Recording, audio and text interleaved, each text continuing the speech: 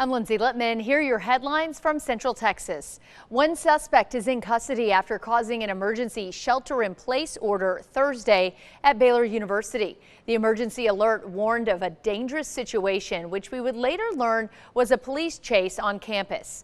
Juliana Jackson spoke with students and visitors about the experience. I heard like a bunch of sirens going, and at first we thought it was like a tornado or something. These friends were here for orientation, walking around campus. Then around noon, everything changed. Texas DPS troopers attempted a traffic stop on a Kia SUV traveling northbound on Interstate 35, just south of Waco. When the driver refused to stop, a high-speed chase started. The pursuit continued until the vehicle exited at Bagby Avenue. That's where the driver and two passengers left the SUV and ran through Baylor's campus. Went inside to our dorms. It told us to stay up there, so we just hanged out until we found out we had the all clear. The university sent out an emergency alert that got everyone's attention. Quote, dangerous situation on Waco campus. For these students, the reality of the situation hit fast. My mom had called me, and she has some friends on campus, so they were like telling her everything that was happening. This group of new friends weren't the only ones trying to piece together what was happening.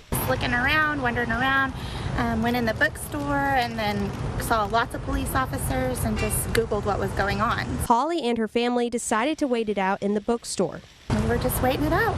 Back in the dorms, the incoming freshmen were having mixed emotions. It was worrisome at first, but Yeah, we're under eventually good hands, so we weren't too worried. These friends say they felt secure in their dorm building. When we're in a building 3 stories up. And you have to have a card to get in the building, too. It's very secure. For the next few hours, students were stuck with their phones, checking social media, trying to figure out what was happening. Yeah, it took some time and some stalking X to figure out what was happening. Yeah. Well, as of Thursday evening, police are still looking for 2 suspects. Meantime, a 16-year-old was shot after allegedly leading police on a chase through Temple and Belton. According to the Bell County Sheriff's Office, the agency says 2 suspects are in custody, a 15-year-old and a 16-year-old who has since been released from the hospital. It all started overnight in Temple just before 3 a.m. in West Temple. A deputy tried to pull over a red Mustang clocked going 85 on West Adams Drive. The suspect drove from that street to I-35 and then exited in Belton and hit another vehicle, which stopped the chase. The sheriff's office says the 16-year-old driver flashed his gun, and that's when officers shot the driver. The passenger, a 15-year-old, ran away but was later found at a nearby business. 2 sheriff's deputies and 1 Belton officer have been placed on administrative leave, which is standard procedure during officer-involved shootings. No officer wants this day. You get in this job to help people. I spent some time with those deputies this morning, with those officers. It bothers them. So we need to get them in a place where they're where they can come back and do their job. So it's just kind of a healing time for them. Well, right now, law enforcement is looking into the case to see if it's connected to another shooting that happened in Temple. Temple police reported 1 person was shot by someone in a red Mustang. All of that happening just after 2 a.m. Thursday morning near South 1st and West Avenue J in Temple. The victim was taken to the hospital with non-life-threatening injuries. Police say the car used in the shooting was stolen from Temple on Wednesday. New details have emerged in the investigation of a deadly student stabbing that happened at a Killeen Middle School in March. Killeen ISD Superintendent Dr. Joanne Fay sat down with 6 News to share what investigators have learned since the stabbing happened and what steps the district is taking moving forward. Adriana Alexander has the story. More than 3 months after the deadly stabbing of 14-year-old Serenity Baker at Roy J. Smith Middle School, Killeen ISD Superintendent Dr. Joanne Fay has details from internal investigators by a third-party investigator. Our board of trustees was actually briefed in a 5-hour closed session last Tuesday on June 17th.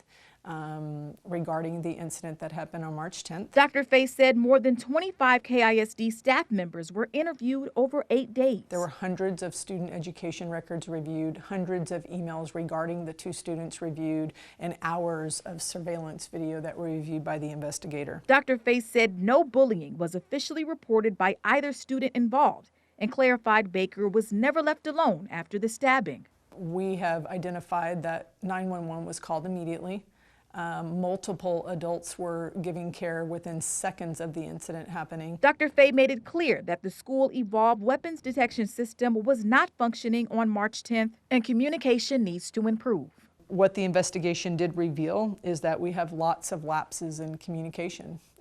Nothing in particular per se, but what that has done for us is allowed us to connect better with external and internal partners. As far as legislation, Dr. Fay has been in full support of House Bill 6. She says the bill will help maintain school-wide safety for Texas schools. What House Bill 6 has done is it allows us to use what I would call the systems that we can use. We have ISS, OSS, DAP expulsions to remove kids from settings, number one, while we do investigations. Number two, that there has to be a consequence to their action. Looking ahead, Dr. Fay says there will be changes across the district to enhance safety. This includes students using clear or mesh backpacks, installing metal detectors and handheld wands across all campuses, closer monitoring of student traffic in the hallways, and consolidating communication platforms to better reach families. Communication is a big deal. It's a big deal to our parents, number one. If there's an issue with my child, I want to know. And how are we communicating that? Dr. Fay said she would not provide any more information on the students or families involved as that investigation is still ongoing. Those are your headlines from Central Texas.